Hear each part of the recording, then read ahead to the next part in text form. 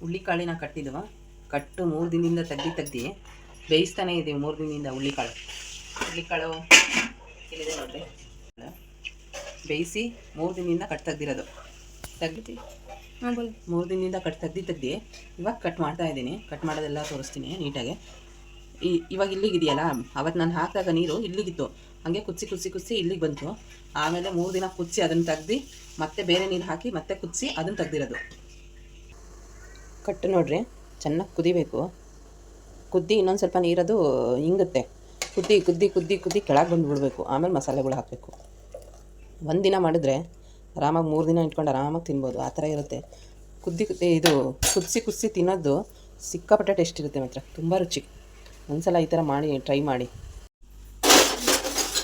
ಕೊತ್ತಂಬರಿ ಸೊಪ್ಪು ಹಾಕಿದ್ದೀನಿ, ಬೆಳ್ಳುಳ್ಳಿ, ಈ ಕಡೆ ಈರುಳ್ಳಿ ಕಟ್ ಮಾಡ್ಕೊಂಡು 1-2 ಈರುಳ್ಳಿ ಹಾಕ್ಕೋಬೇಕು.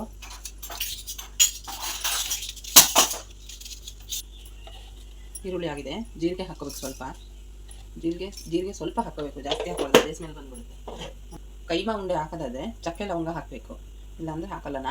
ನಾನು ಹಾಕೋದಾದ್ರೆ ಮಾತ್ರ ಹಾಕೋದು, ಇಲ್ಲಾಂದರೆ ಹಾಕಲ್ಲ. ಹಾಕ್ಕೊಂಡು ಇದು ಟೊಮೆಟೊ ಪೇಸ್ಟ್ ಮಾಡ್ಕೋಬೇಕು.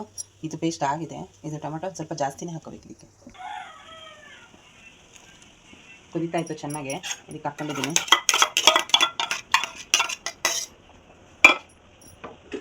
ಆಮೇಲೆ ಟೊಮೆಟೊ ಪೇಸ್ಟ್ ಮಾಡಿದ್ವಲ್ಲ ಇದು ಹಾಕೋಬೇಕು.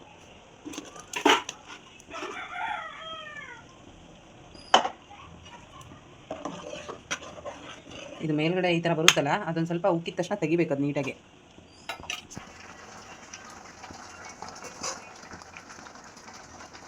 ನೀಟಾಗಿ ಇದನ್ನು ತಕ್ಕೊಬಿಡ್ಬೇಕು, ಇಲ್ಲಾಂದರೆ ಅದೇ ಒಂಥರ ಇರುತ್ತೆ. ಅದಕ್ಕೋಸ್ಕರ ಇದು ಹುಳ್ಳಿಕಾಳಿಂದದು, ಹಿಂದ್ಗಡೆ ಇಲ್ಲೆಲ್ಲ ಇರೋದು ಹುಳ್ಳಿಕಾಳಿಂದು. ಈ ನೊರೆ ಮಾತ್ರ ತಗೋಬೇಕು. ಇವಾಗಲೇ ಚೆನ್ನಾಗಿ ಸ್ಮೆಲ್ ಬರ್ತೈತಿ. ಇನ್ನೂ ಕಾಯಿ ಹಾಕಿಲ್ಲ. ಇನ್ನು ಹುಣ್ಸೆಹಣ್ಣು ಹಾಕಬೇಕು. ಇವಾಗಲೇ ಚೆನ್ನಾಗಿ ಬರ್ತೈತೆ ನೊರೆ. ಕಾಯಿಯೂ ಹಾಕ್ತಾಯಿದ್ದೀನಿ ಇದಕ್ಕೆ. ಇನ್ನು ಖಾರದ ಪುಡಿ ಏನೂ ಹಾಕಿಲ್ಲ, ಹಾಕಬೇಕು. ಇದು ಕಾಯಿ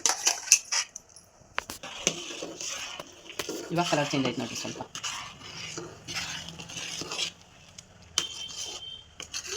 ಇದೆಲ್ಲ ಕುದ್ದಿ ಇನ್ನೂ ಕೆಳಗೆ ಬರುತ್ತೆ. ನೀಟಾಗಿ ಕುದಿಸ್ಕೋಬೇಕು ಇದನ್ನು. ಸಿಕ್ಕಾಪಟ್ಟೆ ಟೈಮ್ ಹಿಡಿಯುತ್ತೆ. ತಿನ್ಬೇಕಾದ್ರೆ ಮಾತ್ರ ಸಿಕ್ಕಾಪಟ್ಟೆ ರುಚಿ ಇರುತ್ತೆ.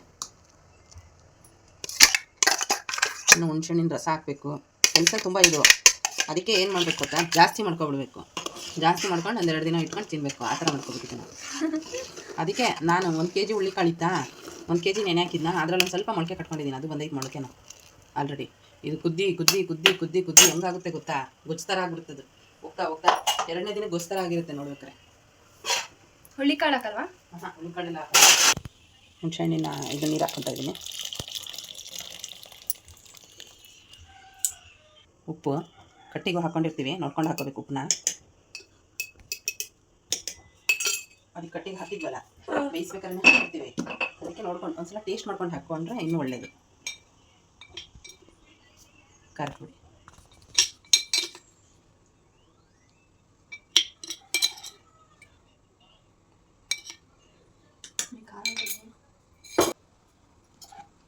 ಅರಿಶಿನ, ಧನಿಯಾ ಪುಡಿ ಇಲ್ಲ, ಖಾಲಿ ಆಗ್ಬಿಟ್ಟೈತೆ. ಇಲ್ಲಾಂದರೆ ಹಾಕ್ತಿದ್ದೆ, ಅದು ಹಾಕ್ಬೇಕು. ಇನ್ನು ಒಗ್ಗರಣೆ ಬೇರೆ ಕೊಡ್ಬೇಕು ಇದನ್ನು.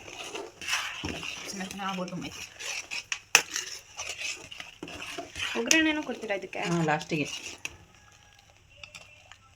ಇವಾಗ ನೋಡು ಎಷ್ಟು ತೆಳ್ಳಗಿದೆಯಾ. ಕುದಿಸಿ ಎಷ್ಟು ಗಟ್ಟಿಗಾಗುತ್ತೆ ನೋಡು.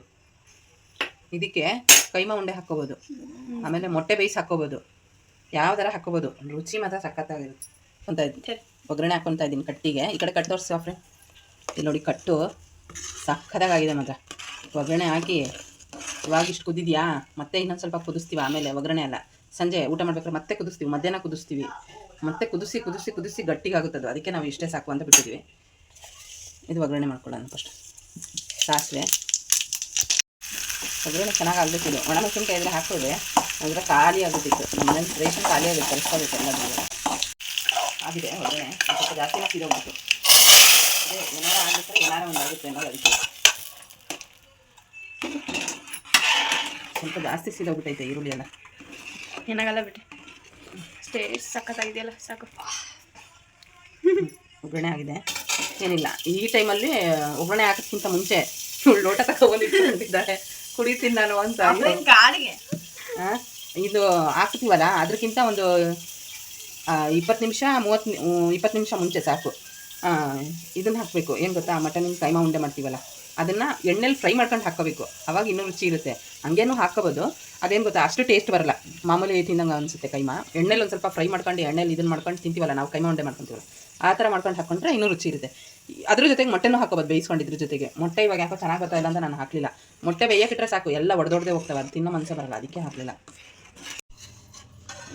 ರೈಸು ಕಟ್ಟು ನಮ್ಮ ಮನೆಯವರಿಗೆ ಗೊತ್ತಿಲ್ಲ ಇನ್ನೂ ನಾನು ಕಟ್ ಮಾಡಿದ್ದೀನಿ ಅಂತ. ಸ್ಮೆಲ್ ಬರ್ತಾಯಿತ್ತು, ಒಂದು ಏನೋ ಮಾಡಿದ್ದೀನಿ ಸಾಂಬಾರು ಅಂತ ಹೇಳಿದ್ದೀನಿ, ಕಟ್ ಅಂತ ಹೇಳಿಲ್ಲ. ಹಾಕ್ಕೊಡ್ತೀನಿ ಅವ್ರಿಗೆ ನೋಡಿ. ಏನು ಸಾಂಬಾರು ಹೇಳ, ಏನು ಸಾಂಬಾರು ಹೇಳ,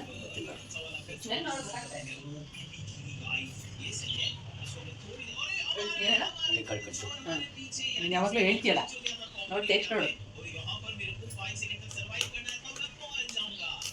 ಬಿಸಿ ಇದೆ, ಹುಷಾರು, ತುಂಬ ಬಿಸಿ ಇದೆ. ಅನ್ನನೂ ಬಿಸಿ ಇದೆ, ಸಾಂಬಾರು ಬಿಸಿ ಇದೆ. ಸಾಂಬಾರು ಮಧ್ಯಾಹ್ನದವರೆಗೂ ತಣ್ಣಗಾಗಲ್ಲ ಅವಳು, ಅಷ್ಟೊಂದು ಕುದಿಸಿದ್ದೀವಿ.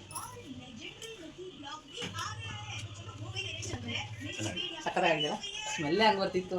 ತುಪ್ಪ ಹಾಕ್ಬೇಕಾ ಏನು ಬೇಡ.